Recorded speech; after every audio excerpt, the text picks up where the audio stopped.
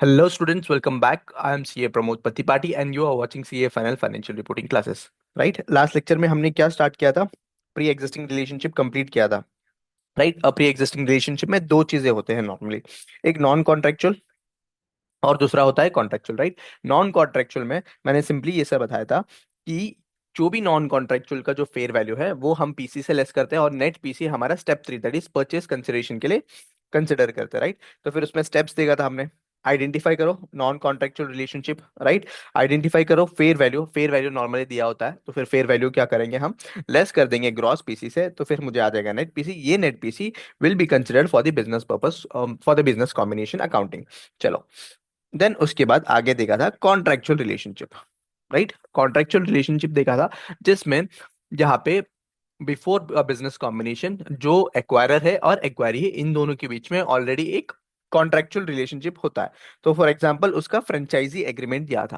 Right, तो फिर यहाँ पे जब भी ऐसा कुछ होता है तो फिर उस केस में इसका जो है ना अकाउंटिंग सेपरेटली हम इसके जो सेटलमेंट का प्रॉफिट एंड लॉस अकाउंट वो सेपरेटली अकाउंट करते हैं. यानी क्या, बिजनेस कॉम्बिनेशन का परचेस कंसिडरेशन जो है उसमें से लेस कर देंगे. ठीक है, नेट कंसिडरेशन कैसे कंप्यूट करेंगे? तो यहाँ पे कंप्यूटेशन तरीका दिया है. कैसा है?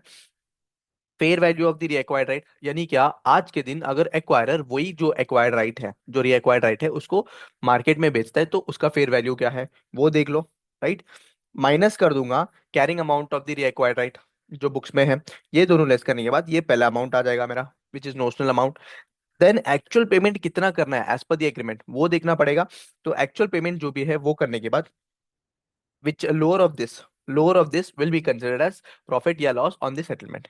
ठीक है, ये लेस कर दूंगा किस में से? मेरा नेट पीसी में से. देन जो भी सॉरी मेरा ग्रॉस पीसी में से, तो नेट पीसी आ जाएगा. ये पीसी मैं कंसिडर करूंगा for the purpose of acquisition accounting. Is that clear? इतना बात हमने कर लिया था और उसके बाद क्वेश्चन सॉल्व किया था. राइट, उसके बाद फिर हमने स्टार्ट किया था non controlling interest. What is non controlling interest? समझो यहाँ पे ये एक्वायरर है पीपी लिमिटेड और ए लिमिटेड इज एक्वायरी. ठीक है, पीपी लिमिटेड ने एक्वायर कर लिया 80% और 80% किया, तो एडिशनल 20% क्या होगा? ये 80% को हम नॉर्मली क्या बोलते हैं? इसको बोलते हैं controlling interest. Right, controlling interest. और ये जो 20% है ना, 20% इसको बोलते हैं नॉन कंट्रोलिंग इंटरेस्ट. अब ये जो नॉन कंट्रोलिंग इंटरेस्ट है, हम क्या करते हैं? 80% एक्वायर कर लिया. 80% एक्वायर किया इन the sense equity shares purchase कर लिया. जब 80% इक्विटी शेयर्स का परचेस कर लिया तो हम तो कंसोलिडेशन पूरा 100% कर रहे हैं ना. बरोबर है ना? भी ए लिमिटेड का ओनली 80%, ओनली 80% एक्वायर कर रहे हैं हम. बट कंसोलिडेशन जो करते हैं, कंसोलिडेशन इन द सेंस इसका जो बुक्स में ए लिमिटेड का सारा असेट्स एंड लाइबिलिटीज वो 100% कर रहे हैं. 100% कर रहे हैं. राइट, तो फिर उसके लिए हम क्या करते हैं? एनसीआई कंप्यूट करते हैं और एनसीआई का पार्ट जो है ना ये 100 में से लेस कर देते हैं. वो कैसा वो देखेंगे. अब ये जो एनसीआई कंप्यूट करने, एनसीआई कंप्यूट करने हम दो मेथड देख रहे थे. फर्स्ट वाला हो गया था अपना प्रोपोर्शनेट मेथड, जिसमें जो भी नेट एसेट्स है, जो भी नेट एसेट्स है इसका एक्वायरी का net assets into non controlling percentage, जो भी नॉन कंट्रोलिंग इंटरेस्ट परसेंटेज है, जैसे 20% बताया था, वो उससे मल्टीप्लाई कर दूंगा. तो फिर क्या आ जाएगा मेरा? Non controlling interest as per proportionate method. जब प्रोपोर्शनेट मेथड आएगा तो इसके बाद जो गुडविल कंप्यूट करेंगे हम बेस्ड ऑन नॉन प्रोपोर्शनेट. यानी गुडविल कंप्यूट करने के टाइम पे हम क्या करते हैं? देखो बताया था ना, पीसी लेते हैं जो मेरा एक्वायरर देता है, ऐड करते हैं एनसीआई. अगर ये जो एनसीआई है ये प्रोपोर्शनेट है, प्रोपोर्शनेट मेथड से कंप्यूट किया, तो फिर जो भी गुडविल आएगा, गुडविल किसका आएगा? सिर्फ और सिर्फ पेरेंट का आएगा. पेरेंट यानी होल्डिंग कंपनी. उसका मैंने एग्जांपल भी दिया था, देखो. होल्डिंग कंपनी 80% है, पीसी जो है 10 lakhs है, नेट असेट्स 8 lakhs का है. Compute NCI based on proportionate method. ठीक है, प्रोपोर्शनेट मेथड यानी क्या? नेट असेट्स का पार्ट जो है, नेट असेट्स का 20% लगा दूंगा तो फिर मेरा एनसीआई आ गया. अब यहाँ पे गुडविल जब कंप्यूट करूंगा, देखो पीसी तो कितना है? 10 lakhs का है, एनसीआई 1 लाख 60 है, तो 11 लाख 60,000 हुआ. राइट, इसमें से नेट एसेट्स लेस कर दिया तो मेरा ये गुडविल आ गया. ठीक है, ये तो गुडविल आ गया. आगे मैंने फर्दर बाइफरकेशन बताया था कि क्यों यहाँ पे सिर्फ और सिर्फ होल्डिंग कंपनी का गुडविल आता है. तो हमने ये जो नेट एसेट्स है ना, नेट एसेट्स का दो पार्ट किया, एनसीआई विच वॉज ऑफ 20%, ये 20% था, and holding which was 80%, right. NCI का जो परसेंटेज है 20%, उसके हिसाब से देखो तो 16 लाख आ रहा था, राइट। एंड एनसीआई का जो इनिशियल वाला हमने इंक्लूड किया था वो 16 है, 16 माइनस 16 जीरो हो गया, right.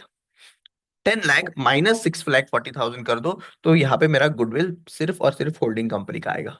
Is that clear? Logic clear है? बताओ। Yes, sir. हाँ, अब सेकंड मेथड देखते हैं।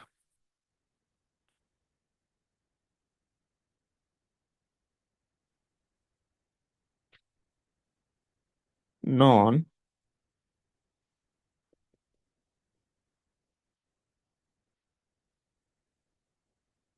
Bye fair value method. इसमें क्या करेंगे, इसमें simply number of outstanding shares ले लेंगे ऑफ एनसीआई। यानी क्या, जितना भी आउटस्टैंडिंग शेयर्स है एनसीआई का, एनसीआई का एग्जांपल दूं यहाँ पे, तो समझो फॉर एग्जांपल ए लिमिटेड था मेरा एक्वायरी, एक्वायरी के 1 लाख शेयर्स थे। 1 लाख शेयर्स में से 1 लाख शेयर्स में से यहाँ पे 80% was of parent holding company, that is 8 lakhs. 20% किसका होगा, नॉन कंट्रोलिंग इंटरेस्ट, तो 20,000, सॉरी, 80,000 शेयर्स इसका होगा पेरेंट का, और 20,000 शेयर्स किसका होगा, एनसीआई का होगा। सिंपल, इसका एग्जांपल सॉल्व करते हैं बस। एग्जांपल दिया है यहाँ पे for the timing. Number of shares ले लो, और यहाँ पे ले लो fair value of share of acquiree on acquisition date.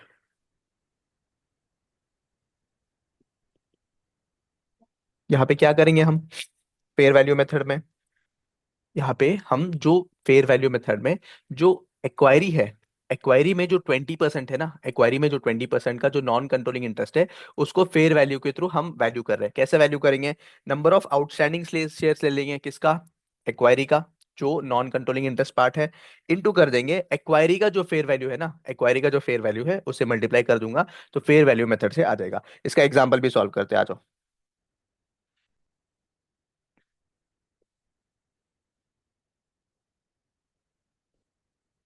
समझो PP limited acquired A limited, ठीक है।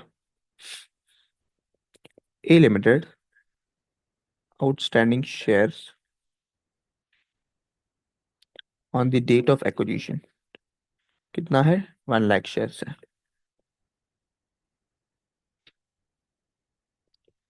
PP limited acquired 70% of outstanding shares, ठीक है। Fair value of share is rupees 40,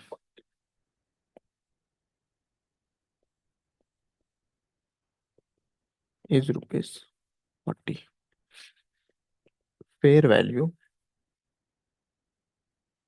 of share PP limited is rupees 30, ठीक है। यहाँ पे simple, बहुत ही सिंपल एग्जांपल ले रहे हैं हम। क्या हो रहा है, पीपी लिमिटेड एक्वायर किया ए लिमिटेड को, ठीक है। ए लिमिटेड जो है ना, आउटस्टैंडिंग शेयर्स कितना है, 1 लाख शेयर्स है। पीपी लिमिटेड ने कितना, 70% एक्वायर कर लिया, 70%, यानी नॉर्मली 51% एक्वायर कर लिया, तो फिर कंट्रोल आ गया, तो यहाँ पे 70% कर रहा है PP limited, okay. Fair value of shares of A limited is 40, और fair value of PP limited भी 40 पता चल रहा है, 40 नहीं 30 है। अब मुझे कंप्यूट करना है, compute NCI based on fair value method, ठीक है। देखो सोल्यूशन, ट्राई करोगे क्या सॉल्व करने के लिए? कुछ नहीं, कैलकुलेटर में आंसर निकल जाएगा इसका, ट्राई करो, ट्राई टू सॉल्व। अगर चाहे तो मैं ये भी लगाता हूँ, क्या बोलते हैं इसको, फॉर्मूला।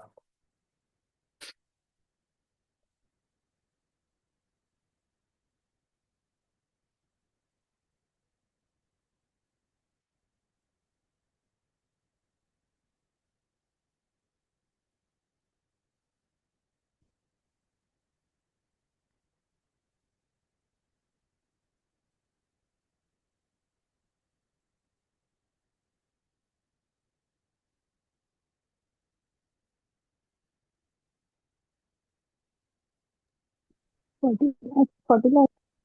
नहीं, कितना आ रहा है? अच्छा, फिर से बोलो। 12 लाख। 12 लाख। ठीक है, देखते हैं।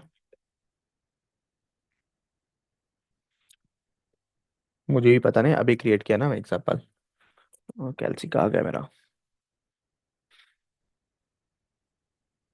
ठीक है चलो, यहाँ पे होल्डिंग के पास कितना शेयर्स है? 70,000 शेयर्स है, राइट। तो एनसीआई के पास कितना होंगे? 30,000 शेयर्स, बरोबर। एनसीआई कंप्यूट करना है based on fair value method. 30,000 shares into, कितना है ये? फेयर वैल्यू लेना है मुझे ए लिमिटेड का, हाँ। क्यों? यहाँ पे ए लिमिटेड का लेंगे क्योंकि ए लिमिटेड का जो एनसीआई है उसको कंप्यूट कर रहे हैं। उसके लिए ₹40। 30,000 इंटू ₹40, कितना रहे? 12 लैक्स। Yes, right answer. आप जीतते हो 1 करोड़। चलो, 12 लाख आ गया। अब यहाँ पे नॉर्मली असेट्स एंड लाइबिलिटीज नहीं है ना, एक और एग्जांपल करते हैं। समझ में आ रहा है ना, बताओ।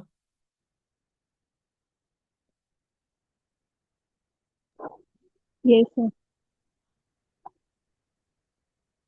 PP limited acquired A limited on 1 April 2022।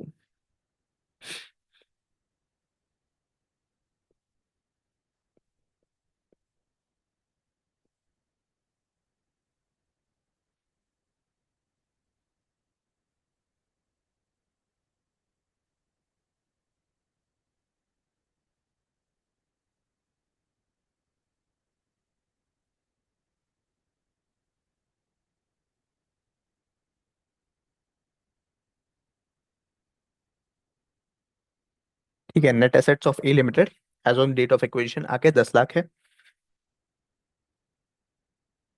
Outstanding shares of A limited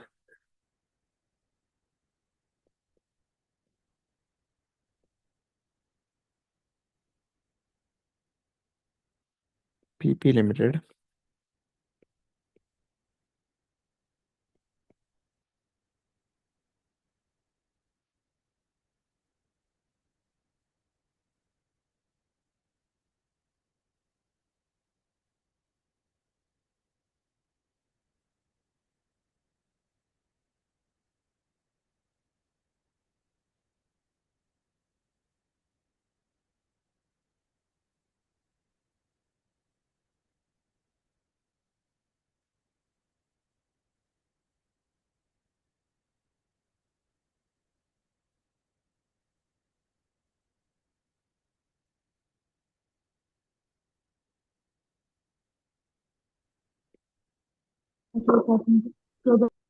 क्या हुआ? नहीं, कुछ नहीं। 10,000 शेयर्स।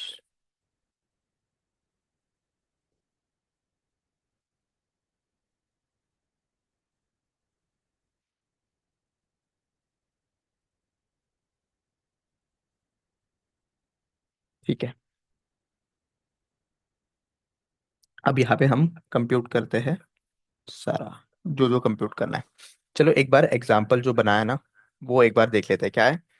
पीपी लिमिटेड जो है वो एक्वायर किया ए लिमिटेड को on 1 April 2022। Net assets of A limited on the date of acquisition is rupees 10 lakhs।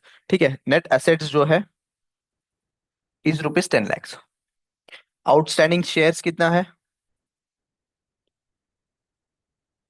Outstanding shares on the date of acquisition is 1 lakh. उसमें से 60% जो है ना वो पीपी लिमिटेड एक्वायर किया। अब मुझे कंप्यूट करना है NCI based on net asset method और NCI based on fair value method, दोनों भी करना है। यहाँ पे एक और चीज इंफॉर्मेशन देना है मुझे। Fair value of shares PP limited का जो है वो है रुपीज 50 एंड ए लिमिटेड का है समझो रुपीज 30। ठीक है, चलो आ जाओ कंप्यूट करते हैं सोल्यूशन। मुझे सबसे पहले करते हैं प्रोपोर्शनेट मेथड से कंप्यूटेशन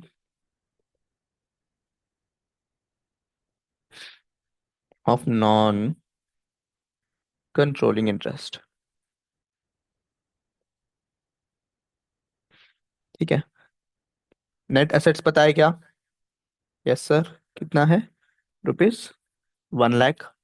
और 40% जो है ना वो नॉन कंट्रोलिंग इंटरेस्ट है। ये कहाँ से मिला है मुझे बताओ? 60% कौन? PP limited that is parent hold कर रहा है। बचा हुआ कौन? एनसीआई होल्ड करेगा ना। तो ये आ जाएगा 4 lakhs। Second, computation of goodwill. यहाँ पे तुम कैसा ये भी कर सकते हो, जर्नल एंट्री के थ्रू। नेट एसेट्स आ गया rupees 10 lakhs। To purchase consideration में क्या क्या दे रहा है देखो। परचेज कंसिडरेशन में कैश 15 lakhs दे रहा है। ठीक है, इक्विटी शेयर्स 10,000 दे रहा है। अब इक्विटी शेयर 10,000 दे रहा है, इसका फेस वैल्यू आके 10 रुपीज का है समझ लो। पीपी लिमिटेड का यहाँ पे फेयर वैल्यू लेंगे। पीसी कंप्यूट करते समय पीपी लिमिटेड का फेयर वैल्यू लेंगे। क्यों? क्योंकि पीसी जो दे रहा है वो पीपी लिमिटेड दे रहा है, राइट? समझ रहा है क्या बोल रहा हूँ? यहाँ पे जब पीसी कंप्यूट करेंगे तो हम क्या करेंगे, हम फेयर वैल्यू किसका लेंगे? जो एक्वायरर है उसका लेंगे। जब एनसीआई कंप्यूट करेंगे ना तो फेयर वैल्यू हम एक्वायरी का लेंगे। चलो, तो कैश दे रहा है कितना? 15 lakhs। टू इक्विटी शेयर्स दे रहा है कितना है?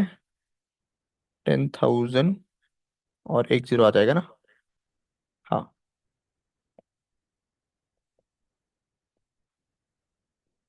To securities premium. ये सिक्योरिटीज प्रीमियम कहाँ से आ गया देखो। यहाँ पे फेस वैल्यू कितना है? 10, बट फेयर वैल्यू कितना है? 50। तो इन दोनों का जो डिफरेंस है that will go into securities premium, right? तो 50 - 10, 40 × 10,000 शेयर्स।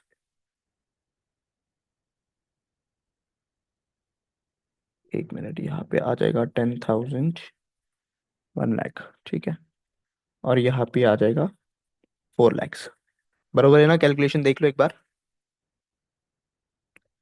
जो भी डिफरेंस है वो आएगा गुडविल में। कंप्यूट करो, मेरे पास कैल्स नहीं है यार।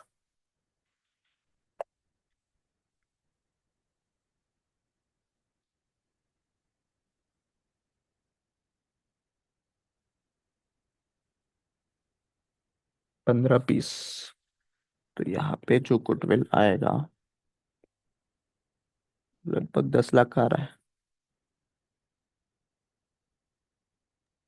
यस। ये जो गुडविल है, गुडविल बिलोंग्स टू पेरेंट या होल्डिंग कंपनी ओनली, या ठीक है। क्यों? क्योंकि यहाँ पे एनसीआई, अच्छा एनसीआई नहीं लिए ना, सॉरी सॉरी सॉरी सॉरी, यहाँ पे एक और भी चीज आएगा, to NCI, to non controlling interest. कितना है नॉन कंट्रोलिंग इंटरेस्ट? 4 लाख। तो हमारा गुडविल बढ़ जाएगा, ये आ जाएगा 14 lakhs का।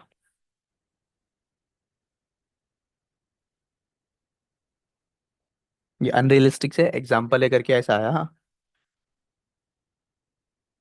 14 lakhs गुडविल आएगा। क्यों? क्योंकि यहाँ पे एनसीआई जो हमने लिया है, वो एनसीआई प्रोपोर्शनेट मेथड से लिया है।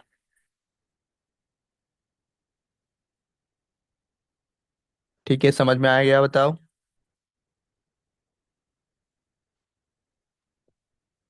Yes. समझ में आ गया? हम्म। Yes. Non controlling interest based on fair value. तो यहाँ पे बता, 1 लाख का 40% होगा इनटू, अब यहाँ पे फेयर वैल्यू किसका लेना पड़ेगा? एक्वायरी का लेना पड़ेगा, 30 रुपीज, रुपीज 30। तो बताओ कितना आता है? 40,000।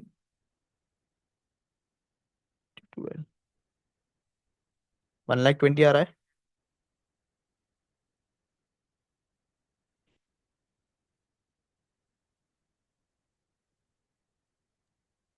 Yes, sir.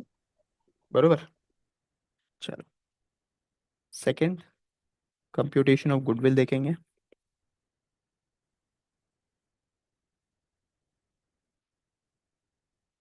और बार्गेन परचेस। तो क्या आएगा? नेट एसेट्स डेबिट करूंगा, नेट एसेट्स अकाउंट डेबिट, कितना है? This is 10 lakhs। टू जो भी पीसी है, cash account debit, sorry cash account debit नहीं होगा, क्रेडिट होगा। कितना? 15 lakhs कैश दिया है। टू इक्विटी शेयर्स, 1 लाख का इक्विटी शेयर्स है। टू सिक्योरिटीज प्रीमियम है, कितना? 4 लाख। और टू एनसीआई आएगा, non controlling interest, that is 1,20,000। और जो भी डिफरेंस है वो गुडविल में आ जाएगा। अब ये जो गुडविल है, ये goodwill, this goodwill belongs to both parent and NCI, दोनों को भी आ जाएगा गुडविल। कितना था देखो, 1,16,000, 16,20,000, 21,000, 20,000। तो यहाँ पे 12,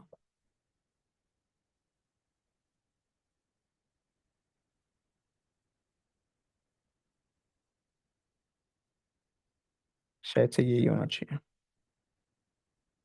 एक मिनट,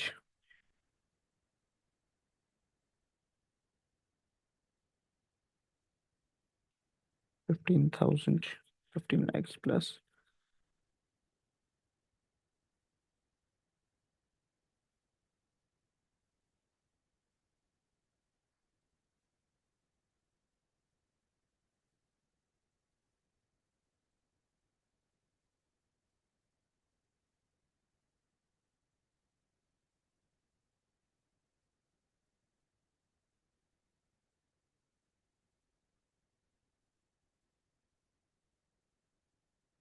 कैलकुलेशन देख लो एक बार।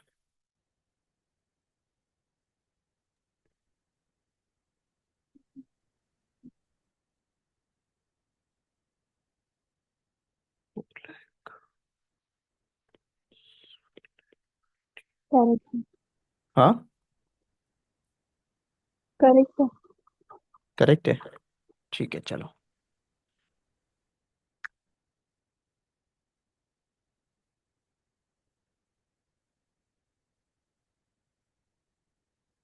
अब यहाँ पे जो गुडविल है,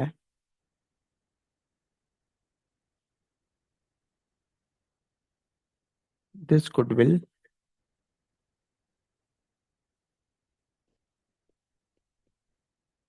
belongs to both holding and NCI. ठीक है। तो दो डिफरेंस है, प्रोपोर्शनेट में क्या होगा, सिर्फ पेरेंट का आएगा। और मेरा यहाँ पे कहाँ पे, फेयर वैल्यू मेथड में दोनों पेरेंट और एनसीआई दोनों का गुडविल आ जाएगा। अब यहाँ पे इसका प्रेजेंटेशन कैसा करेंगे, इंपॉर्टेंट वो है, इसका प्रेजेंटेशन कैसा करेंगे। NCI will be presented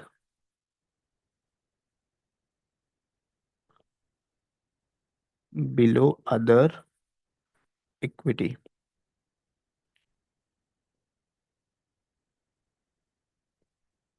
with a separate heading। यानी क्या, हम शेड्यूल 3 बनाते हैं, शेड्यूल 3 में हमारा यहाँ पे इक्विटीज एंड लाइबिलिटीज आता है, राइट, इक्विटी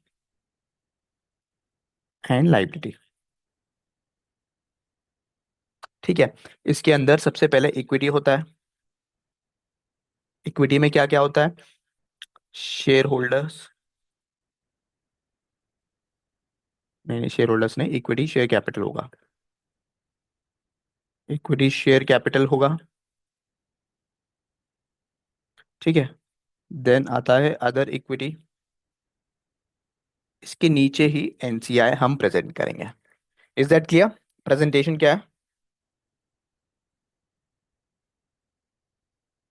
इजी वाला है, बहुत इजी है।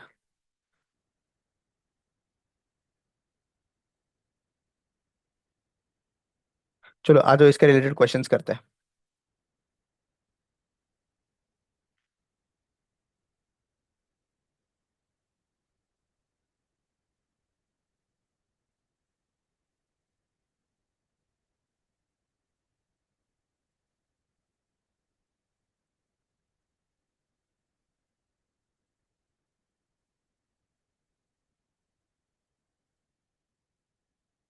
रजिस्ट्रेशन नंबर,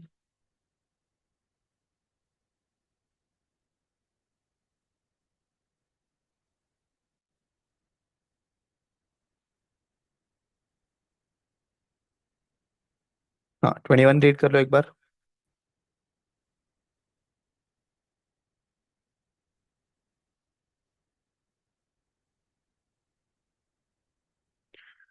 जल्दी रीड कर लो।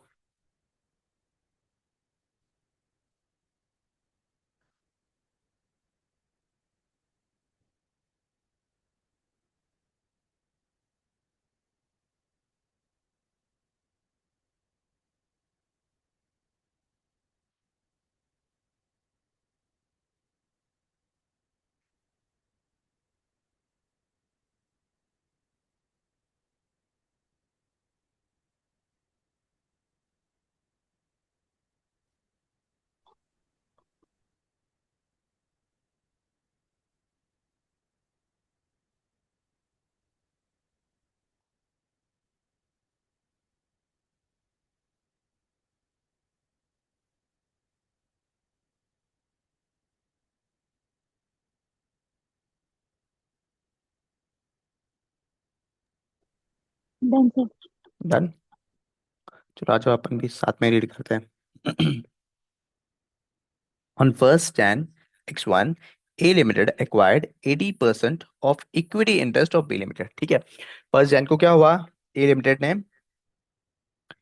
Limited acquired B limited. ठीक है, कितना, 80%, याद रखना। In exchange for cash of 15 crores, the former owners of B Limited were required to dispose of their investment in B Limited by a specific date, and accordingly, they did not have a sufficient time to find a potential buyers. A Limited qualified a valuation proposal, sorry, professional hired by the management. A Limited measures the identifiable net assets required in accordance with the requirements of Ind AS 103। Identifiable net assets कितना है, 20 crores है, and the fair value of 20%, क्या है ये, fair value है, of non-controlling interest in B is at 4.2 crore। How should A Limited recognize the above bargain purchase? Compute कर पाओगे क्या बार्गेन परचेस, हमें सब डिटेल दिया है। क्या करते हैं हम नॉर्मली, बार्गेन परचेस या गुडविल कैसे कंप्यूट करेंगे, जो भी पीसी है, पीसी प्लस एनसीआई, अगर प्रीवियस इक्विटी होगा, प्रीवियस इक्विटी यहाँ पे कुछ है नहीं, वो बताना है मुझे, समझाना है, बट प्रीवियस इक्विटी कुछ है नहीं, राइट।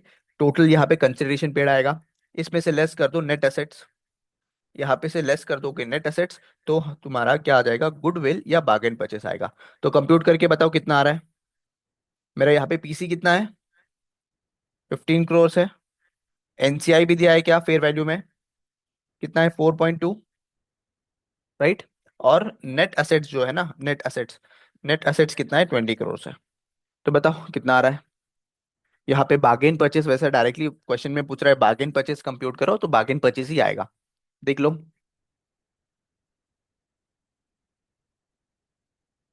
कितना आ रहा है।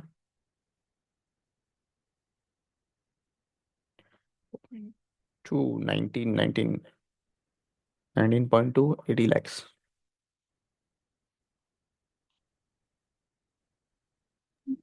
Yes sir.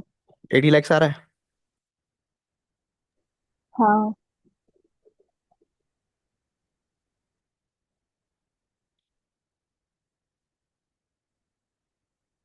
याद है ना बार्गेन परचेस कब निकलता है।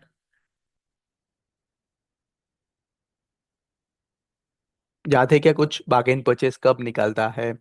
फिर उसके बाद बार्गेन परचेस का अगर रीजंस होगा तो किसके थ्रू रूट करेंगे हम, अगर रीजंस नहीं है तो किसके थ्रू रूट करेंगे, कुछ याद है बताओ।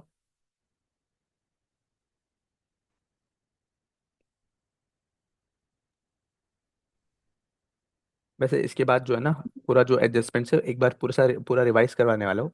फिर भी कुछ याद आ रहा तो बताओ।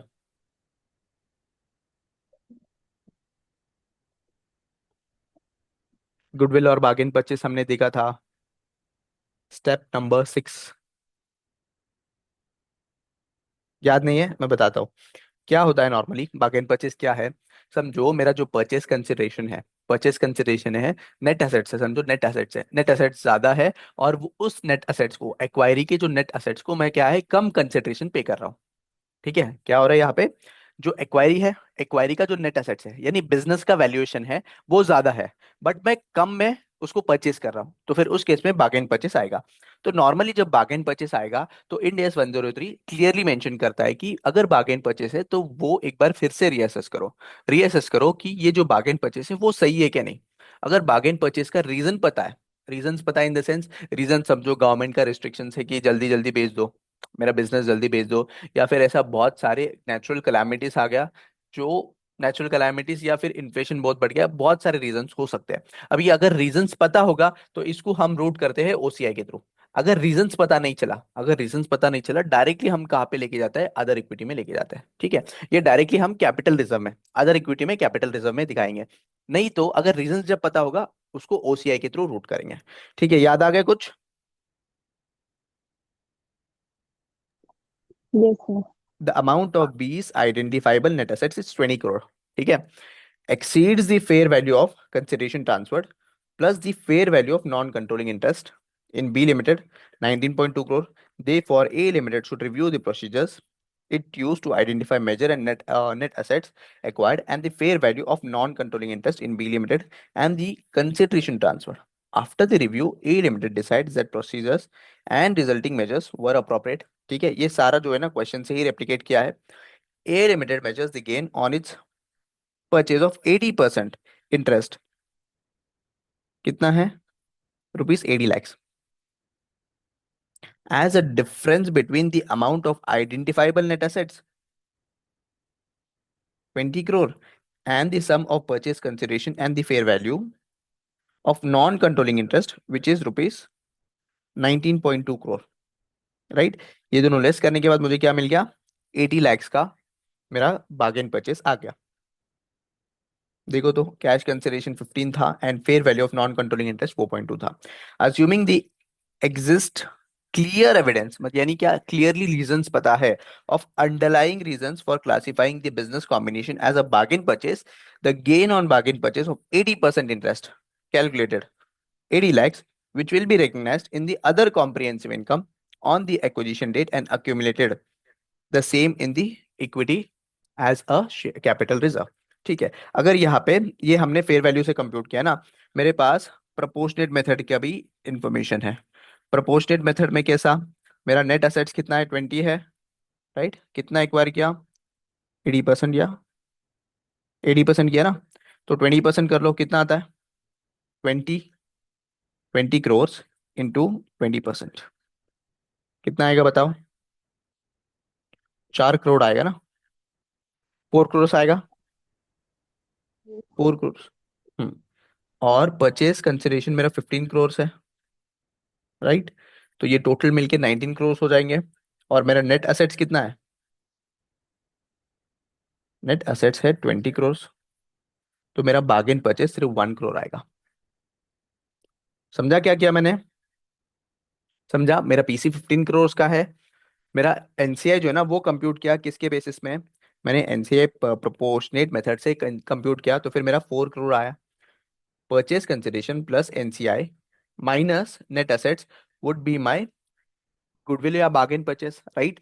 मेरा जो नेट एसेट्स है वो 20 करोड़ है, मैं जितना पे कर रहा हूँ वो 19 करोड़ है, यानी नेट एसेट्स का business valuation is more than my consideration paid. तो फिर यहाँ पे ये आ जाएगा बार्गेन परचेस 1 करोड़ आएगा। तो वही अल्टरनेटिव बता रहा है। The acquirer choose to measure the non controlling interest in B on the proportionate share of identifiable net assets of the acquiree.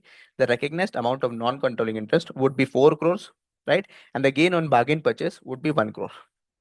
Is that clear? Question clear है क्या बताओ? yes, sir.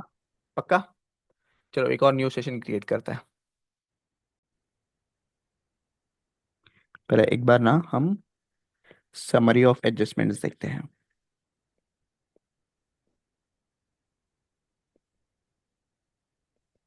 पहले हम क्या करते हैं, सिक्स सिक्स स्टेप्स रिवाइज कर लेते हैं।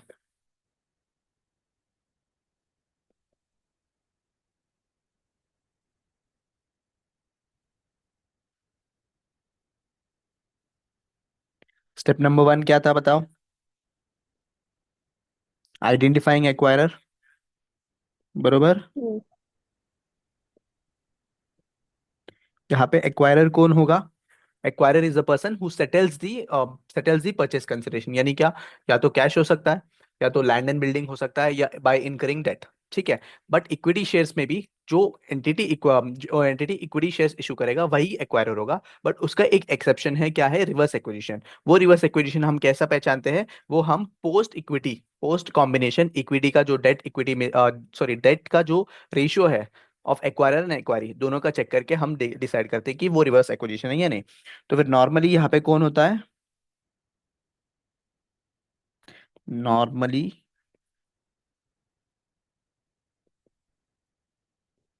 The entity,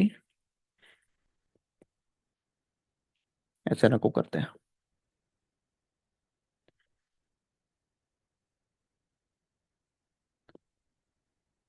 identifying acquirer, normally the entity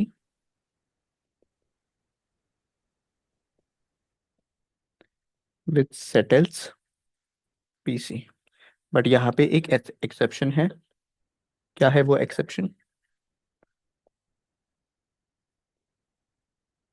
reverse acquisition. ये याद आ गया बताओ? सिंपल। yes, sir. हाँ। सेकंड क्या था? Identifying Acquisition date. Acquisition date, very good. Acquisition date कौन सा डेट होता है? Normally the acquisition date is the date on which PC is settled. ठीक है, पीसी जब सेटल होगा, यानी क्या? एक्वायरर एक्वायरी को पीसी जब सेटल करेगा उस डेट को क्या मानते हैं हम? Acquisition date. बट नॉर्मली हो सकता है एक्सेप्शनल केसेस में acquisition date is before the PC settle या after the PC settle. After कब हो सकता है? जब पीसी सेटल हो गया बट कुछ गवर्नमेंट अप्रूवल्स है या रेगुलेटरी अप्रूवल्स है जो सब्सटैंटिव है, राइट? जो सब्सटैंटिव है और वो इंपॉर्टेंट है for the purpose of business acquisition. उस केस में आफ्टर सेटलमेंट ऑफ पीसी जो भी डेट होगा, जो जब मुझे ये अप्रूवल मिलेगा ना, उस डेट को हम मानते हैं acquisition date. But normally the date when the PC is settled will be considered as acquisition date. चलो ये याद आ गया। आगे बढ़ते हैं। थर्ड वाला क्या था? Identifying,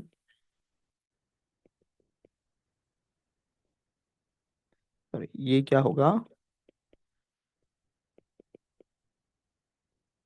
measuring PC, that is purchase consideration. अब परचेज कंसिडरेशन कौन से फॉर्म में हो सकता है? कैश में हो सकता है, राइट? कैश में यानी क्या, जो भी अमाउंट पे करेगा वो अमाउंट हम इंक्लूड कर लेंगे। सेकंड हो सकता है मेरा यहाँ पे इक्विटी शेयर्स। ठीक है, इक्विटी शेयर जब इशू करेगा, उस equity shares at the rate fair value, fair value हम कंसिडर करेंगे for the purpose of PC. But यहाँ पे दो चीजें प्रेजेंटेशन के टाइम में करेंगे। क्या करेंगे? प्रेजेंटेशन के टाइम में हम दो चीज कंसिडर करेंगे। क्या? Face value will be presented in equity share capital, and जो भी एडिशनल अमाउंट है ना, जो भी एडिशनल अमाउंट है उसको हम सिक्योरिटीज प्रीमियम मानेंगे और उसको ट्रांसफर करेंगे सिक्योरिटीज प्रीमियम में। ये हुआ सेकेंड थिंग, ये फर्स्ट, ये सेकेंड, ए और बी। ठीक है। थर्ड और कौन सा फॉर्मेट पे ये कर सकता है? Bye issuing debentures, debentures at the rate fair value only. Fair value में ही इशू करेगा, और जो भी वैल्यू में इशू करेगा ना डिबेंचर्स, वो वैल्यू में हम रिकग्नाइज करेंगे। ठीक है। फोर्थ क्या हो सकता है? डी वाला, deferred consideration, right. Deferred consideration के थ्रू इशू कर सकता है। अब डेफर्ड कंसिडरेशन के केस में क्या होता है नॉर्मली, एक्वायरर जो है ना, एक्वायरर प्रोमिसेस द एक्वायरी कि कंपलसरी तुझे क्या मिलेगा, कुछ कंसिडरेशन मिलेगा आफ्टर 1 ईयर या 2 ईयर या 3 ईयर, जो भी ईयर्स है। अब क्या करना पड़ेगा अपने को? 2 साल के बाद तो मिलने वाला ही है, उसको पीसी में इंक्लूड करना ही है। तो 2 साल बाद जो भी वैल्यू है उसको मैं करंट मार्केट रेट से डिस्काउंट करूंगा आज के दिन में, और आज के दिन में जो भी वैल्यू आएगा उसको यहाँ पे इंक्लूड करेगा at the rate of PV. PV यानी क्या? Present value. ठीक है। और सब्सिक्वेंटली ये तो परचेज कंसिडरेशन एक ही बार कंप्यूट होता है, और सब्सिक्वेंटली जो भी चेंजेस आएंगे, चेंजेस यानी क्या? अनवाइंडिंग होगा, right. Unwinding in the sense, आज पीवी में किया और नेक्स्ट ईयर ऐड करना पड़ेगा इंटरेस्ट, इंटरेस्ट ऐड करेंगे और क्लोजिंग बैलेंस निकलेंगे। तो उस क्लोजिंग बैलेंस को थर्ड ईयर में क्या करेंगे? इंटरेस्ट ऐड करेंगे और क्लोजिंग बैलेंस निकलेंगे। ये जो इंटरेस्ट है ना, ये इंटरेस्ट को हम पीएनएल में ट्रांसफर करेंगे। ठीक है। और क्या हो सकता है? Then comes contingent consideration.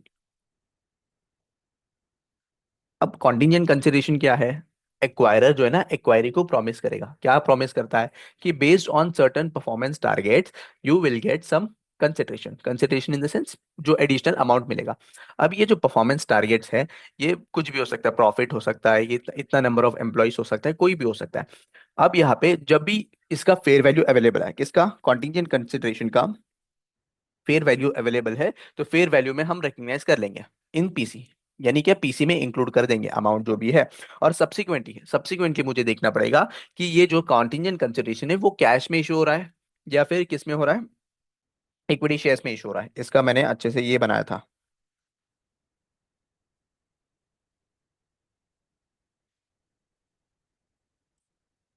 Direct cost of acquisition, future services.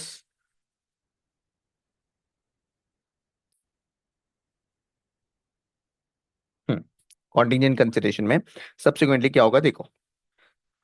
Initially तो हम क्या करते हैं? इनिशियली तो हम रिकग्नाइज करते हैं बेस्ड ऑन फेयर वैल्यू। ये पार्ट होगा किसका? पीसी का। सब्सिक्वेंटली हम देखेंगे, चेक करेंगे कि जो पेबल है वो कैश है या वेरिएबल नंबर ऑफ शेयर्स है। अगर cash and variable number of shares है तो उस केस में हम क्या मानते हैं उसको? Financial liability as per Ind AS 109 और 32। ठीक है। क्लासिफिकेशन क्या होगा? फाइनेंशियल लायबिलिटी होगा। और इसको जो है ना रीमेजर करेंगे ईयर एंड में, और जो भी चेंजेस है उसको पीएनएल में ट्रांसफर करेंगे। ठीक है। बट अगर फिक्स नंबर ऑफ शेयर्स है, फिक्स नंबर ऑफ शेयर्स यानी क्या? पहले ही फिक्स बोले कि अगर 1 करोड़ क्रॉस कर दिया तो 10,000 शेयर्स दे देंगे। ये फिक्स नंबर ऑफ शेयर्स हुए ना, तो फिक्स नंबर ऑफ शेयर्स है तो फिर उसको क्लासिफाई करेंगे इक्विटी इंस्ट्रूमेंट में। और यहाँ पे इसको इक्विटी इंस्ट्रूमेंट को सब्सिक्वेंटली रीमेजर नहीं करेंगे और उसका चेंजेस कहीं पे नहीं जाएगा।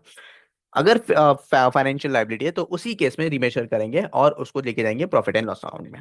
ये मेरा कॉन्टिजेंट कंसिडरेशन है। ठीक है। और एक और चीज आएगा मेरा यहाँ पे, SBP, that is share based payment. अब शेयर बेस्ड पेमेंट में भी ना दो चीजें होते हैं, प्री एंड पोस्ट। पोस्ट वाला क्या है? एक्वायरर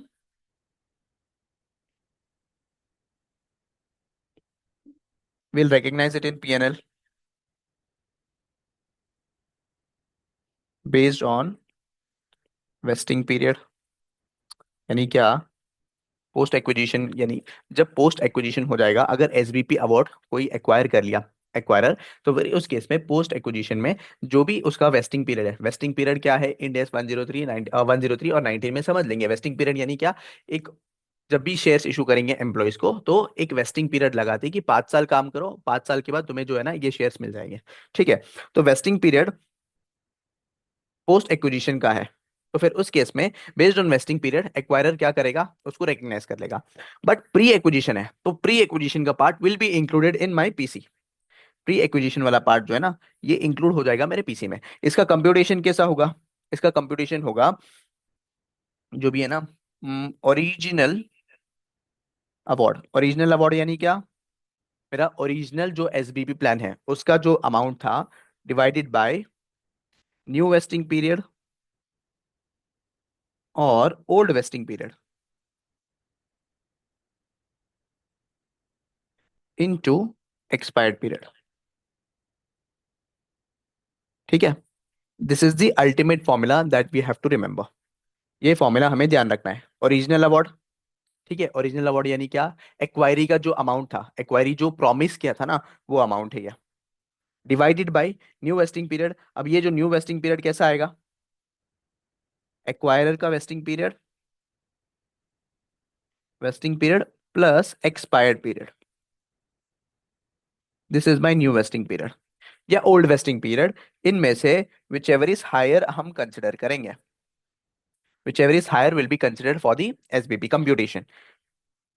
इनटू एक्सपायर पीरियड करूंगा तो मेरा ये अभी जो भी वैल्यू आएगा वो वैल्यू मैं पीसी में इंक्लूड कर लूंगा। Is that clear.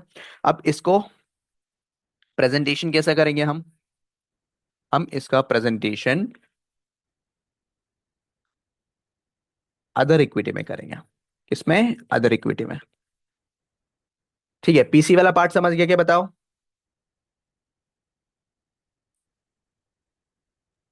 बहुत शॉर्ट में हाँ, बताया। Yes sir. हाँ, पीसी में क्या क्या आएगा, cash, equity shares, cash equity shares, cash जितना भी पे करेगा वो आ जाएगा, इक्विटी शेयर्स फेयर वैल्यू में आएगा, डिबेंचर्स फेयर वैल्यू में आएगा, डेफर्ड कंसिडरेशन हम पीसी को क्या करेंगे, प्रेजेंट वैल्यू में क्या करेंगे, बेस्ड ऑन प्रेजेंट वैल्यू हम इंक्लूड कर लेंगे इन पीसी।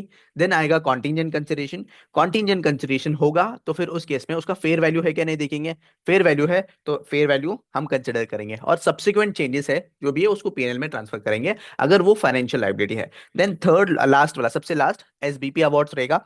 एसबीपी पोस्ट वाला जो है ना इससे कुछ लेना देना नहीं है। ठीक है, इससे कुछ लेना देना नहीं है पीसी में। एसबीपी प्री है, इंपॉर्टेंट। अब प्री में क्या है, फॉर्मूला है नॉर्मली, इसका लॉजिक मैंने अच्छे से एक पूरा लेक्चर लगा के डिस्कस किया था। ओरिजिनल अवार्ड, ठीक है, डिवाइड करूंगा न्यू वेस्टिंग पीरियड या ओल्ड वेस्टिंग पीरियड। अब न्यू वेस्टिंग पीरियड कैसा आएगा, एक्वायरर का जो वेस्टिंग पीरियड है plus expired period. Expired period यानी क्या, ऑलरेडी वेस्टेड मतलब यानी क्या, समझो फॉर एग्जांपल यहाँ पे एग्जांपल लेता हूँ, 5 साल का वेस्टिंग पीरियड था ओरिजिनली, 2 साल एक्सपायर हो गए। ठीक है, एक्वायरर जो है ना, एक्वायरर उसको रिप्लेस कर रहा है बाय 4 इयर्स। ठीक है, अभी न्यू वेस्टिंग पीरियड कैसे कंप्यूट होगा बताओ। New vesting period will be computed, acquirer का 4 इयर्स प्लस एक्सपायर्ड कितना होगा 2, which is 6, and old vesting period कितना है, old vesting is 5, which ever is higher will be considered for the purpose of computation. ठीक है, hope so you got it, समझा Bhumi. Yes sir. हाँ, into expired period जो भी amount आएगा ना वो अमाउंट हम क्या करेंगे, हम पीसी में इंक्लूड करेंगे। This is the part of PC. Part PC वाला पार्ट खत्म हो गया। अब आ जाएंगे हम identifiable net assets. Step number 3 था, step number 4 is my identifiable net assets. अब यहाँ पे आइडेंटिफाइबल नेट असेट्स में नॉर्मली हम ऑल द असेट्स और लाइबिलिटीज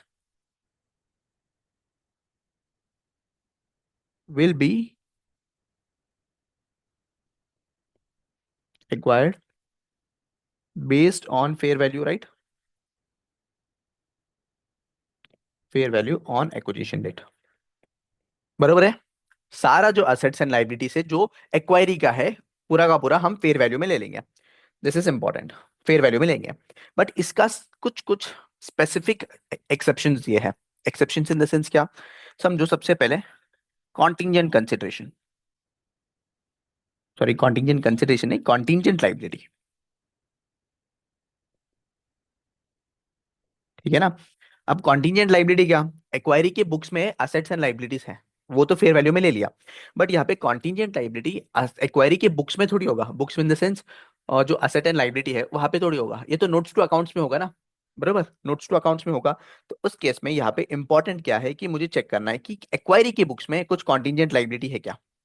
ठीक है, चेक किया, अगर कॉन्टिंजेंट लाइबिलिटी है और इसका फेयर वैल्यू अवेलेबल है, फेयर वैल्यू या रिलायबल एस्टिमेट पता पता है, रिलायबल एस्टिमेट पता है, ठीक है, फेयर वैल्यू अवेलेबल है और रिलायबल एस्टिमेट है, तो उस केस में acquirer can recognise separate liability. समझा क्या बोला, यानी क्या, नेट आइडेंटिफाइबल एसेट कंप्यूट करते समय यहाँ पे कॉन्टिंजेंट लाइबिलिटी भी जो है ना, this contingent liability will also be considered as contingent liability, sorry contingent नहीं, लाइबिलिटी।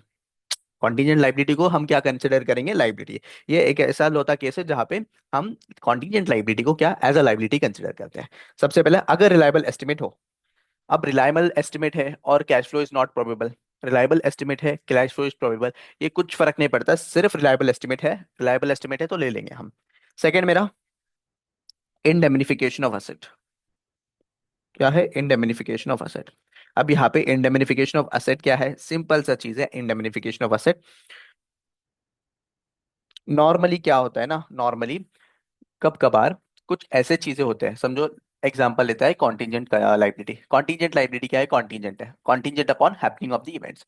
अब यहाँ पे एक्वायरर को लग रहा है कि यहाँ पे जो कॉन्टिंजेंट इवेंट है ये होने वाला है, लाइबिलिटी रिकग्नाइज करना पड़ेगा, ठीक है, इसका फेयर वैल्यू भी अवेलेबल है, बरोबर। अब यहाँ पे लाइबिलिटी, जितना ज्यादा लाइबिलिटी रिकग्नाइज करेगा, बरोबर, जितना ज्यादा लाइबिलिटी रिकग्नाइज करेगा उतना कम उसको क्या मिलेगा, पीसी मिलेगा। तो एक्वायरी क्या बोलता है कि एक्वायरी, मैं तुम्हें गारंटी देता हूं कि कॉन्टिंजेंट लाइबिलिटी इतना तक ही इंकर होगा, यानी समझो कॉन्टिंजेंट लाइबिलिटी 2 करोड़ का है, बट यहाँ पे एक्वायरी जो है ना वो बोलता है कि 2 करोड़ का इंकर नहीं होगा, 1 करोड़ ही इंकर होगा। अगर उससे एडिशनल कुछ हुआ तो फिर ये गारंटी करता हूँ कि मैं तुम्हें इंडेमनीफाई कर देता हूँ, यानी मैं तुम्हें पे कर देता हूँ। ठीक है, तो यहाँ पे क्या करेगा, एक्वायरर क्या करेगा, एक्वायरर यहाँ पे लाइबिलिटी जो है वो रिकग्नाइज करेगा 1 करोड़ का। क्यों, क्योंकि यहाँ पे अगर इनकेस 1 करोड़ के ऊपर गया तो मेरे पास इनडेमिनिफाइड असेट भी है 1 करोड़ का, उसके एडिशनल में कुछ गया तो फिर 1 करोड़ का कौन, एक्वायरी, एक्वायरी किसको पे करेगा, एक्वायरर को पे करेगा। This is indemnified asset. तो हमें देखना है इंडेमिनिफाइड असेट है क्या, इंडेमिनिफाइड असेट है तो यहाँ पे मैंने दिखाया, आ जाओ वो भी बता देता हूँ, सिंपल।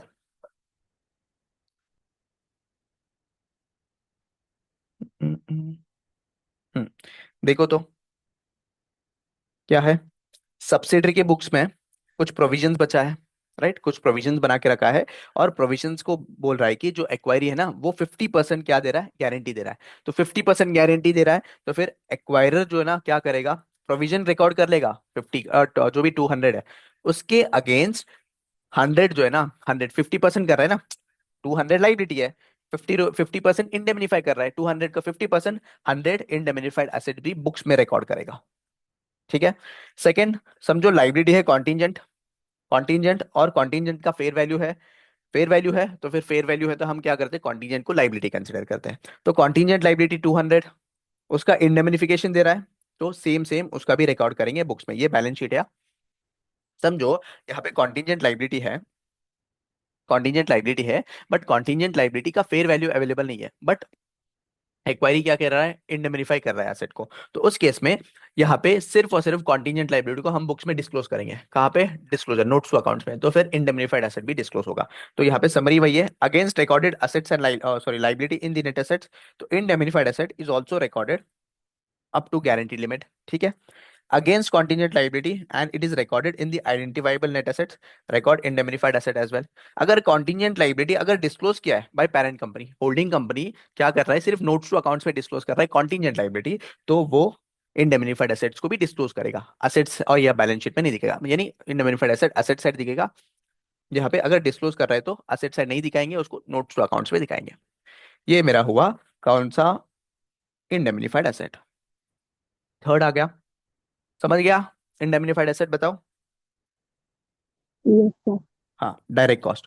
यहाँ पे कोई भी डायरेक्ट और कॉस्ट है एक्विजिशन का, कोई भी एक्विजिशन रिलेटेड कॉस्ट है, हम इसमें क्या बोलते हैं, बिजनेस कॉम्बिनेशन में इंक्लूड नहीं करेंगे, इसको पीएनएल के थ्रू रूट करेंगे। ठीक है, कोई भी बिजनेस कॉम्बिनेशन का कॉस्ट होगा उसको पीएनएल के थ्रू रूट करेंगे, हम बिजनेस कॉम्बिनेशन में नहीं दिखाएंगे। ठीक है, फोर्थ हुआ मेरा इनटेंजिबल असेट। अब यहाँ पे सीक्वेंस वाइज नहीं जा रहा हूँ जैसे पढ़ाया, जो सीक्वेंस याद आ रहा है वो पढ़ा रहा हूँ। इनटेंजिबल असेट, अब इनटेंजिबल असेट में क्या इशू है, हम क्या करते हैं नॉर्मली गुडविल कंप्यूट करते हैं वाइल बिजनेस कॉम्बिनेशन, यानी क्या डिफरेंस जो भी रहेगा मेरा, purchase consideration minus net assets जो भी रहेगा मेरा गुडविल रहेगा। अब यहाँ पे गुडविल के अलावा, goodwill is not a intangible asset, हम इंटेंजिबल एसेट में देखा था, बट यहाँ पे इनटेंजिबल एसेट को सेपरेटली रिकग्नाइज करे क्या नहीं, वो एक क्राइटेरिया। तो सेपरेटली कब रिकग्नाइज करेंगे, दो क्राइटेरिया है इसका, सेपरेटेबिलिटी रूल और लीगल क्राइटेरिया, इन दोनों में से एनी वन अगर फुलफिल कर लेता है तो फिर इंटेंजिबल को सेपरेटली बताएंगे, separately then from goodwill, goodwill से अलग हम इंटेंजिबल एसेट को रिकग्नाइज करेंगे। ठीक है, इसमें एक्सेप्शन देखा था हमने कस्टमर लिस्ट, जो भी कस्टमर लिस्ट है एक्वायरी के बुक्स में है, और एक्वायरर क्या कर रहा है यहाँ पे, एक्वायरर, एक मिनट यहाँ पे लिख के बताता हूँ, एक्वायरी के बुक्स में क्या है, कस्टमर का लिस्ट। ठीक है, एक्वायरी के बुक्स में कस्टमर लिस्ट है, ये इसने रिकग्नाइज नहीं किया। ठीक है, रिकग्नाइज नहीं किया, बट यहाँ पे एक्विजिशन के बाद अगर एक्वायरर को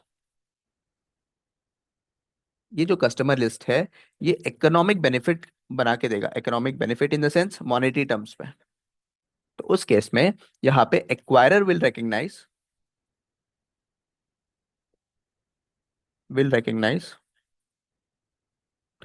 the customer list as separate intangible asset. ठीक है, ठीक है, समझा यहाँ तक। इसका एक और एक्सेप्शन एक्सेप्शन था, क्या एक्सेप्शन, रिसर्च एंड डेवलपमेंट।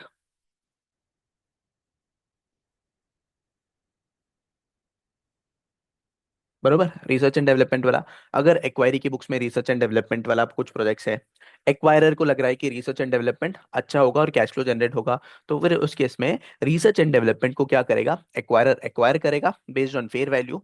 ठीक है, और उसके बुक्स में एज एन इंटेंजिबल एसेट दिखाएगा एक्वायरर के बुक्स में। अब सब्सिक्वेंटली यहाँ पे अगर इनकेस कुछ एक्सपेंडिचर इनकर कर रहा है वो एक्वायरर उसके हिसाब से अकाउंट फॉर करेगा। ये दोनों, अगर इन दोनों का फेयर वैल्यू है, इन दोनों का कस्टमर लिस्ट का और रिसर्च एंड डेवलपमेंट का, तो एक्वायरर रिकग्नाइज करेगा fair value. Is that clear,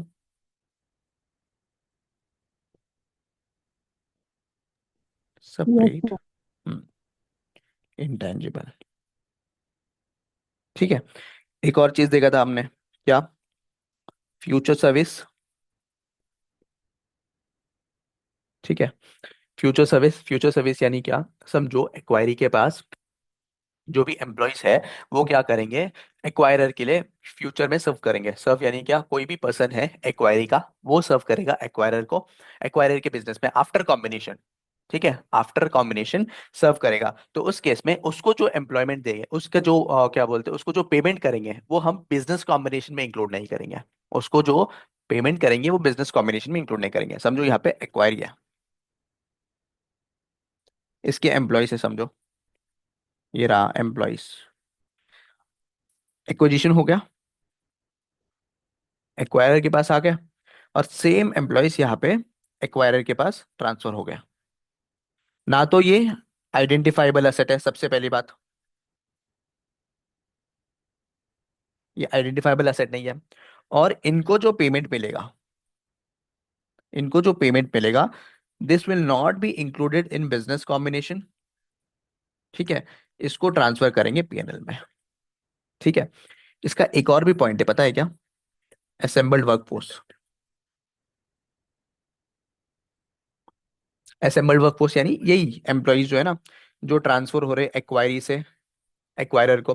तो ये जो एम्प्लॉयज है, this are not considered as identifiable net assets या लाइबिलिटी। तो उसके लिए इसका जो पार्ट है, जो भी पार्ट है, हम बिजनेस कॉम्बिनेशन में इंक्लूड नहीं करेंगे। ठीक है, ये वाला होगा। और क्या था? और क्या एडजस्टमेंट से कुछ याद आ रहा है क्या?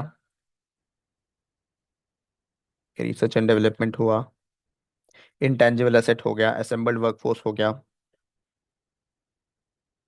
कॉन्टिजेंट लाइबिलिटी हो गया है, डायरेक्ट कॉस्ट भी बता दिया मैंने, इंडेमनिफिकेशन बता दिया, असेंबल्ड वर्कफोर्स हो गया है। हाँ, अगर इनकेस डेफर्ड टैक्स है, ठीक है, डेफर्ड टैक्स जो है ना हम कंप्यूट करते हैं as per Indians 12। But in case समझो यहाँ पे बिजनेस कॉम्बिनेशन हो रहा है, हम क्या है, बुक्स में कैरिंग अमाउंट होगा, जो एक्वायरर है वो एक्वायर कर रहा है बेस्ड ऑन फेयर वैल्यू, जो फेयर वैल्यू है और कैरिंग अमाउंट है, इन दोनों के बीच में डेफर्ड टैक्स क्रिएट होगा। अब डेफर्ड टैक्स कैसा क्रिएट होगा? डेफर्ड टैक्स क्रिएट होगा बेस्ड ऑन कैरिंग अमाउंट और फेयर वैल्यू। ठीक है, कैरिंग अमाउंट और फेयर वैल्यू। तो यहाँ पे देखो, जो भी बुक वैल्यू कैरिंग अमाउंट है उसको टैक्स बेस कंसिडर करते हैं, और फेयर वैल्यू उसको अकाउंटिंग बेस कंसिडर करते हैं। ठीक है, बुक वैल्यू को क्या, tax base, and accounting, fair value को अकाउंटिंग बेस। तो यहाँ पे सिंपली मैंने ऐसा ही लॉजिक बताया था कि बुक वैल्यू जो भी रहेगा टैक्स बेस रहेगा। ठीक है, समझो फॉर एग्जाम्पल, यहाँ पे एग्जाम्पल लिया था, carrying amount is 100, fair value is 150। ठीक है, कैरिंग अमाउंट जो है ना मेरा टैक्स बेस है, टैक्स बेस को मैं कुछ भी नहीं कर सकता हूँ, मैं जो भी करूंगा यहाँ पे अकाउंटिंग बेस में करूंगा। ठीक है, ये कैरिंग बेस है, दैट इज 100, और फेयर वैल्यू मेरा कितना है, वो कितना है, 150 है, राइट, 150 है। तो यहाँ पे मेरा टैक्स बेस 100 है, और फेयर वैल्यू जो है वो 150 है। टैक्स बेस कम है, फेयर वैल्यू ज्यादा है, तो मुझे क्या करना पड़ेगा, यहाँ पे असेट का वैल्यू को कम करना पड़ेगा। बराबर ना, fair value of assets is 150, तो फेयर वैल्यू को कम करना पड़ेगा, असेट्स को कम करना पड़ेगा, तो फिर उस केस में मुझे क्या करना पड़ेगा, लाइबिलिटी क्रिएट करना पड़ेगा ना। समझा क्या बोला? यहाँ पे लाइबिलिटी क्रिएट करना पड़ेगा, उसके लिए यहाँ पे हम क्या करेंगे, क्रिएट करेंगे डीटीएल। समझा? फिर से समझाता हूँ, सुनो। ये मेरा कैरिंग अमाउंट है, ठीक है, विच इज 100। यहीं पे समझाता हूँ, ये मेरा कैरिंग अमाउंट है विच इज 100। ये मेरा क्या है, फेयर वैल्यू 150। ये टैक्स बेस है, ये मेरा अकाउंटिंग बेस है। टैक्स बेस को कुछ नहीं कर सकता हूँ, राइट, टैक्स बेस के बेसिस में कुछ नहीं कर सकता हूँ। अकाउंटिंग जो भी चेंजेस करूंगा अकाउंटिंग बेस में करूंगा। अब अकाउंटिंग बेस में चेंजेस करना है, तो ये असेट्स का है, दिस इज ऑफ असेट्स। अब मुझे क्या करना पड़ेगा, यहाँ पे 150 है ना अकाउंटिंग बेस, मुझे कम करना पड़ेगा, 100 पे लाना है तो 50 का जो है ना वो कम करना पड़ेगा। अगर असेट्स को कम करना पड़ेगा तो मुझे लाइबिलिटी क्रिएट करना पड़ेगा, तो यहाँ पे डीटीएल क्रिएट होगा। सिमिलरली हम क्या करेंगे, लाइबिलिटी का केस देखेंगे। आ जाओ, लाइबिलिटी का केस। समझो यहाँ पे प्रोविजन है, समझो यहाँ पे प्रोविजन है, कैरिंग अमाउंट कितना है, 1 करोड़, फेयर वैल्यू कितना है, 2 करोड़। बरोबर, फेयर वैल्यू इज 2 करोड़। ये मेरा टैक्स बेस है, carrying amount is always my tax base. In case of 103 है, 103 में टैक्स बेस मेरा जो है ना वो कैरिंग अमाउंट है, एंड फेयर वैल्यू जो है मेरा 2 करोड़ है। बरोबर, चेंजेस जो भी करना है मुझे किस पे करना है, मुझे करना है अकाउंटिंग बेस में, राइट, अकाउंटिंग बेस में है। तो फिर मेरा यहाँ पे जो लाइबिलिटी है वो 2 करोड़ है, 2 करोड़ से मुझे 1 करोड़ करना है, तो लाइबिलिटी को कम करना पड़ेगा, तो मुझे क्या क्रिएट करना पड़ेगा, असेट्स। तो फिर यहाँ पे इस केस में डीटीए क्रिएट होगा। बेसिक लॉजिक, छोटा सा लॉजिक समझा क्या? इसका जो डिटेल डिस्कशन है हम इंडेक्स 12 में देखेंगे। बताओ, क्लियर है?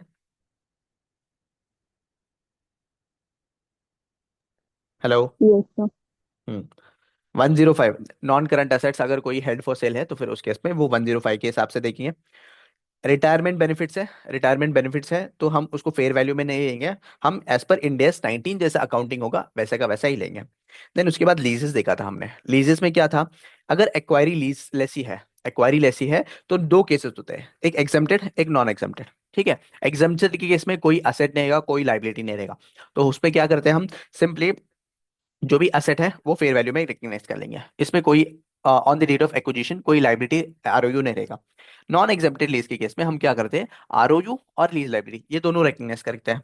तो आरओयू और लीज लाइबिलिटी दोनों रिकग्नाइज करके रखा होगा, तो एक्वायरी की बुक्स में वो दिखता होगा, अब क्या करना पड़ेगा, एक्वायरर का बुक्स में कैसा करना पड़ेगा, वो जो लीज कॉन्ट्रैक्ट है हम मानेंगे that is completely new lease contract, और उसका कंप्यूट करेंगे इन फ्यूचर। आज डेट ऑफ एक्विजिशन ये है, इन फ्यूचर पेमेंट करना पड़ेगा, तो डेट ऑफ एक्विजिशन में इन फ्यूचर जो पेमेंट करूंगा उसको प्रेजेंट वैल्यू में कंप्यूट करूंगा, प्रेजेंट वैल्यू में पुल करूंगा, और डेट ऑफ एक्विजिशन में मैं लीज लाइबिलिटी रिकग्नाइज करूंगा जो भी पीवी लिखा है ना उसके बेसिस में, और उसके सब्सिक्वेंटली यानी सेम वैल्यू का आरओयू भी रिकग्नाइज करूंगा। ठीक है, सेम वैल्यू आरओयू भी रिकग्नाइज करूंगा। अगर एक्वायरी जो है ना वो लेसर है, लेसर यानी क्या, जो है ना लीज पे दे रहा है, जो प्रॉपर्टी है लीज पे दे रहा है, तो नॉर्मली दो केसेस होता है, एक है operating and other one is non financial.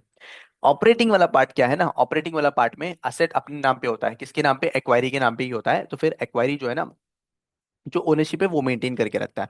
तो जो भी ऑपरेटिंग लीज में जो ओनरशिप मेंटेन असेट है वो फेयर वैल्यू में रिकग्नाइज कर लेंगे।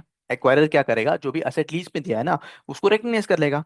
बट फाइनेंस लीज में क्या होता है, फाइनेंस लीज में जो भी असेट लीज में दिया है ना वो क्या होता है, डी रिकग्नाइज कर देते हैं हम, असेट को डी रिकग्नाइज करते हैं। तो फिर एक्वायरी के बुक्स में सिर्फ लीज रिसीवेबल्स है, तो यहाँ पे ऑप्शन क्या है, मेरा एक्वायरर के पास क्या है, सिर्फ लीज रिसीवेबल रिकग्नाइज कर सकता। अगर एक्वायरर जो है ना उसको लग रहा है कि लीज रिसीवेबल रिकग्नाइज करना है, तो वो क्या करेगा, लीज रिसीवेबल को on the date of acquisition जो भी रिसीव होने वाला है, लीज रिसीवेबल रिसीव होने वाला है, उसको क्या करेगा, क्या करेगा, डिस्काउंट कर लेगा on the date of acquisition, और जितना भी वैल्यू आएगा वो as a lease receivable recognise करके रखेगा। देखो, ठीक है, रिसर्च एंड डेवलपमेंट सब हो गया अपना ये। कॉन्ट्रेक्चुअल रिलेशनशिप आज ही हमने डिस्कस किया ना, कॉन्ट्रेक्चुअल रिलेशनशिप, ये सारा मेरा क्या है, ये नेट आइडेंटिफाइबल असेट्स का एडजस्टमेंट्स है। किधर गया, ये मेरा नेट आइडेंटिफाइबल असेट्स का ये है। इज दैट क्लियर, बताओ। स्टेप 3 में जो है ना, और किसमें, मेजरिंग पीसी में तीन ये था, एक डेफर्ड कंसिडरेशन, कॉन्टिजेंट कंसिडरेशन और एसबीपी शेयर बेस्ड पेमेंट। और यहाँ पे नेट आइडेंटिफाइबल असेट में मेरे पास कॉन्टिजेंट लाइबिलिटी है, इंडेमनिफिकेशन असेट है, डायरेक्ट कॉस्ट है, इंटेंजिबल असेट है। ठीक है, और रिसर्च एंड डेवलपमेंट वाला जो है ना इंटेंजिबल असेट्स में ही है, फ्यूचर सर्विसेज है, असेंबल्ड वर्कफोर्स है, फिर उसके बाद डेफर्ड टैक्स है, फिर उसके बाद 105 that is asset non current asset held for sale, और क्या है, और एक है एम्प्लॉय बेनिफिट्स वाला, इतना पार्ट है। ठीक है, इसमें से जो है ना सबसे इंपॉर्टेंट वाला पार्ट है, एक indemnification, contingent liability, intangible asset rarely आता है, और फिर हमने और क्या डिस्कस किया, लीजेस। ये सारी चीजें आ सकते हैं, हम क्वेश्चन में देखेंगे। इज दैट क्लियर, बताओ, समझ में आ गया क्या। Yes. हाँ,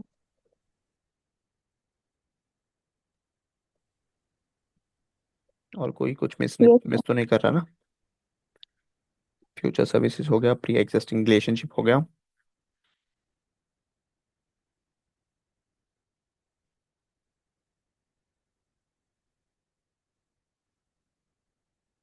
एक पार्ट बचा है, एक और चीज, contingent payment to employee shareholder. ठीक है, कॉन्टीजेंट कंसिडरेशन जो है ना, कॉन्टीजेंट पेमेंट, यहाँ पे कॉन्टीजेंट कंसिडरेशन में दो है, एक नॉर्मली जो है ना हम कॉन्टीजेंट कंसिडरेशन जो इसको बोलते हैं, और दूसरा एम्प्लॉय शेयर होल्डर, यानी क्या, एक्वायरी है, एक्वायरी के एम्प्लॉयज को हमने कुछ कॉन्टीजेंटली प्रॉमिस किया है। ठीक है, तो उस केस में यहाँ पे जो एम्प्लॉयज को मिल रहा है ना, एक्वायरी के एम्प्लॉयज को, वो मुझे देखना है कि वो शेयर होल्डर कैपेसिटी में मिल रहा है या फिर एम्प्लॉय के कैपेसिटी में। अगर शेयर होल्डर के कैपेसिटी में है तो फिर उसको क्या करूंगा, पीसी में इंक्लूड करूंगा। अगर एम्प्लॉय की कैपेसिटी में तो उसको पीएनएल में ट्रांसफर करूंगा। ठीक है, अगर एम्प्लॉयमेंट के है तो उसको पीएनएल में रिकग्नाइज करूंगा, कहा गया मेरा एम्प्लॉय बेनिफिट्स के अंदर। अगर यहाँ पे पेमेंट कंसिडरेशन जो है ना as a shareholder capacity में है, तो फिर यहाँ पे उसको इंक्लूड कर लूंगा पीसी में। अब यहाँ पे कैसे समझ में आएगा कि शेयर होल्डर की कैपेसिटी में है क्या एम्प्लॉय की कैपेसिटी में है? तो नॉर्मली क्वेश्चन में दिया होगा, नॉर्मली ऐसा क्वेश्चन, इसके ऊपर कोई क्वेश्चन है नहीं, इसके ऊपर एज सच कोई क्वेश्चन है नहीं, मतलब एडजस्टमेंट है नहीं, बट अगर आएगा तो फिर नॉर्मली क्वेश्चन में दिया होगा। शेयर बेस्ड पेमेंट भी हो गया अपना, एम्प्लॉय बेनिफिट लीजेस हो गया है।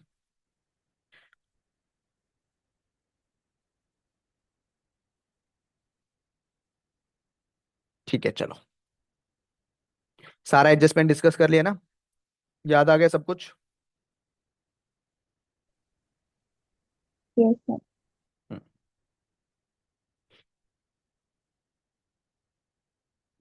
स्टेप 5 क्या है अपना, स्टेप 5 इज माई गुडविल। कितना, 3 मिनट बचा है यार सिर्फ। Step 5 is my goodwill and bargain purchase. ठीक है, कैसे कंप्यूट करेंगे? पीसी कर लेंगे, उसमें ऐड कर देंगे एनसीआई। एनसीआई अभी अभी सीखा है, हम दो मेथड से कर सकते हैं, एक प्रोपोर्शनेट और other one is fair value method. Proportionate में जो भी गुडविल आएगा वो पेरेंट का आएगा, एंड मेरा जो ये फेयर वैल्यू है ना वो फुल वैल्यू में आ जाएगा। Full value in the sense NCI और पेरेंट का दोनों को भी इंक्लूड होगा। ऐड करूंगा प्रीवियसली हेल्ड इक्विटी।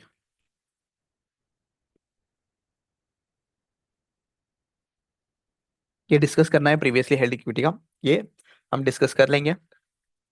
ठीक है, लेस कर दूंगा इसमें से नेट एसेट्स, तो ये आ जाएगा। ये फेयर वैल्यू में इंक्लूड करते हैं, तो यहाँ पे जो भी डिफरेंस है ये मेरा या तो गुडविल होगा या तो मेरा बार्गेन परचेस होगा।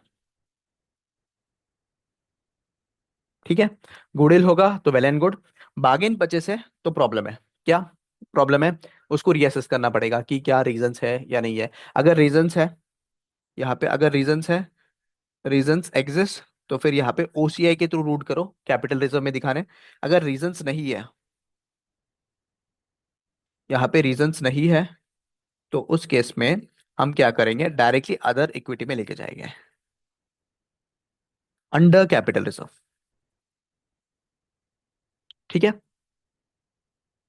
Then comes my step number 6। Step number 6, अभी ऐड कर रहा हूं मैं एनसीआई, जिसमें हम प्रोपोर्शनेट मेथड और एनसीआई मेथड और सॉरी फेयर वैल्यू मेथड अभी अभी सीखा। ठीक, now we are good to go with questions. Yes और नो बोलो।